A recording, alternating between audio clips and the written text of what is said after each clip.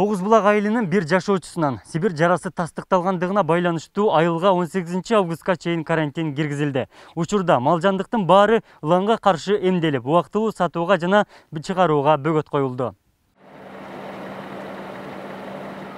Папан айыл аймагынын Тоғызбұлақ айылынын жашоочусу Кыялбек Исакуловдун өгүзү 25-июль күнү өкүрүп кулап түшкөн. Дароо коңшулар музда бетти айылдын 288 тургуну бөлүп алган. Буканы торпок кезинен Кыялбек мырза баккан. Баш этин килкилдек кылып, бетин бир нече күн кайнатма шорпо кылып ичкен. Муздалганда эти жана ичеги карыны таза болгон. Ветеринардык көзөмөлдөн дагы өткөргөн. Коңшусунан ылаңдын белгиси байкалгандан кийин союлган жер казылып таратылган үйлөрдөгү эт чогулуп баары көмүлгөн. Учурда Кыялбек мырзанын үй бүлөсүндөгү 7 адамдын ден соолугу жакшы. Илдетке каршы дары-дармек берилип, бар күнү медициналык кароодон өтүүдө.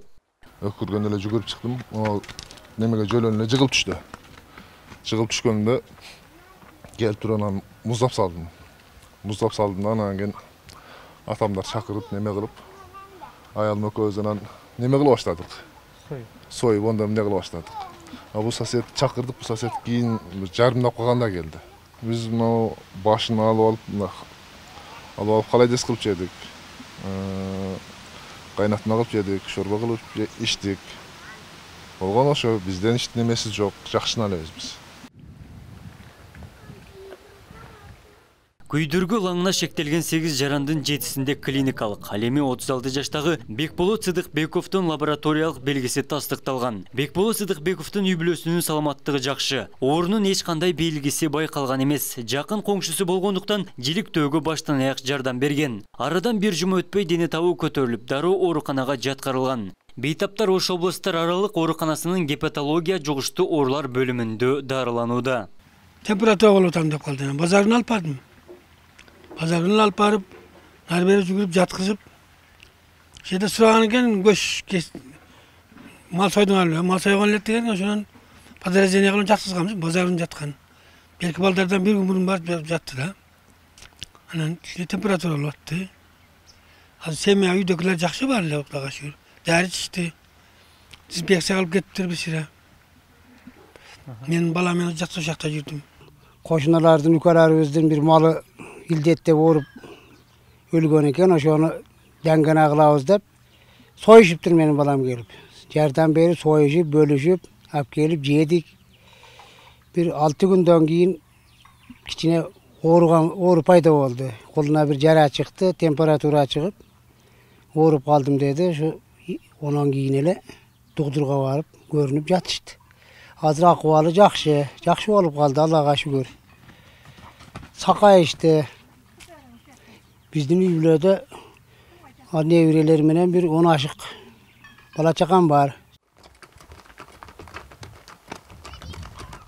Айылда 2 медициналык жана 2 ветеринардык бригада тобу иштөөдө. Дарт жуктуруу алуу ыктымалы бар 8 оорулуу менен байланышта болгон жарандардын тизмеси толук такталган. Карантин чаралары көзөмөлдөнүп, 2580 баш мал жандык эмделген. Айылдын ичи дезинфекцияланып, кирип чыгууга бөгөт коюлду. Союлган малдын ээсине жана ветеринардык дарыгерге өз убагында эмдөө жүргүзбөгөндүк үчүн айып салынган. Айылда 82,452 эл жашайт. Бизден азыр бир мал башка жакка чыкпайт, базарларга да сатышка мүмкүн эмес. Иш жакка чыгылбайт, көзөмөлдө турат. Күндө аны көзөмөлдөп, ошол жерде неме кылып атабыз. Малдардын эмдөөсү толугу менен жүрдү. Вет врачтар келип, малды, койду, жылкыны баардыгын калтырып азыр ушул күндө үкөлдөп бүтүштү. Азыр акыркылары үкөлдөнүп атат. Ал дагы бүт ол жактар да каралды да. Анан ошол Сибирканын баягы балдары жаткан малды эле өкмөткө билдиргенибизде өкмөт ушу калган ушу эт жеген балдарга 208 адам жеппиз ушул айылданчы. Общий мыймандар келип тургандай мындай. Ошолорго толугу менен антибиотик таблеткалары берилди.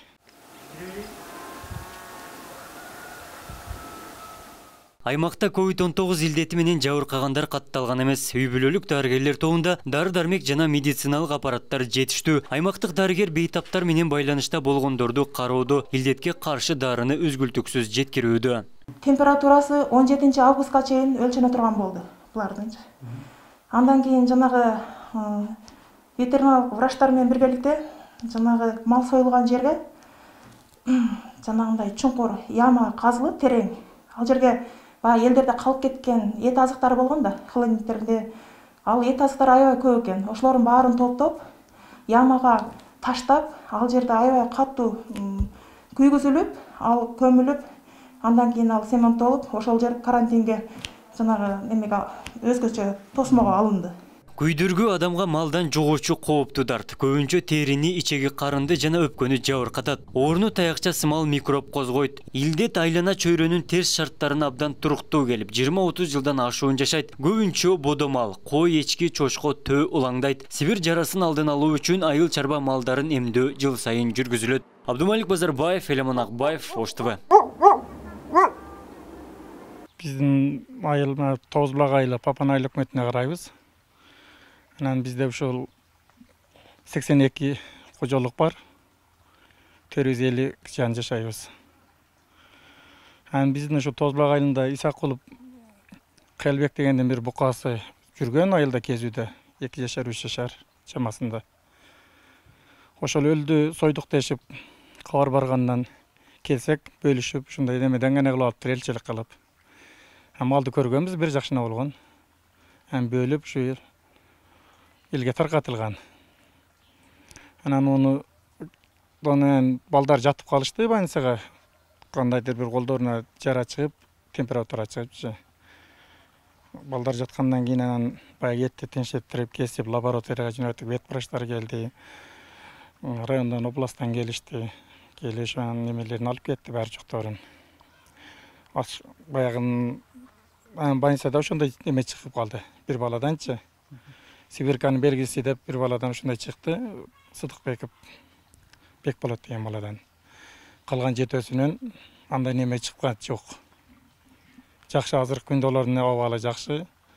Кудай кааласа бир 2 күндө чыгып келишет. Карантинде кандай? Азыр биздин айыл карантин 4-нөн 18-не чейин карантин жарыяланган. Бизден азыр бир мал башка жакка чыкпайт, базарларга да сатышка мүмкүн эмес.